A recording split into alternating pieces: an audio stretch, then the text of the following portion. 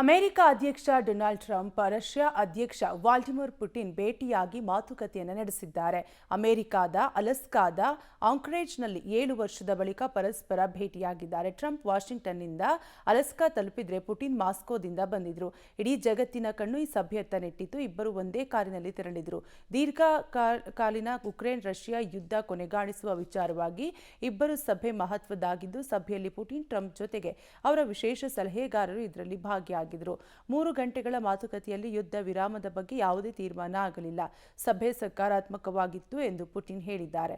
ಮಾಸ್ಕೋದಲ್ಲಿ ಮುಂದಿನ ಸಭೆ ನಡೆಸುವಂತೆ ಪ್ರಸ್ತಾಪ ಇಟ್ಟಿದ್ದಾರೆ. ಇದಕ್ಕೆ ಪ್ರತಿಕ್ರಿಯಿಸಿದ ಅಮೆರಿಕ ಅಧ್ಯಕ್ಷ ಡೊನಾಲ್ಡ್ ಟ್ರಂಪ್ ಇದನ್ನು ಪರಿಗಣಿಸಲಾಗುವುದು ಎಂದು ಹೇಳಿದ್ದಾರೆ. ಟ್ರಂಪ್ ಭೇಟಿ ಬಳಿಕ ಪುಟಿನ್ ಅಲಾಸ್ಕಾದಿಂದ ವಾಪಸ್ ಮಾಸ್ಕೋಗೆ ತೆರಳಿದ್ದಾರೆ. ಇನ್ನು ಇಬ್ಬರು ಭೇಟಿ ವೇಳೆ B-2 ಬಾಂಬರ್ ವಿಮಾನ ಹಾರಾಡಿದೆ.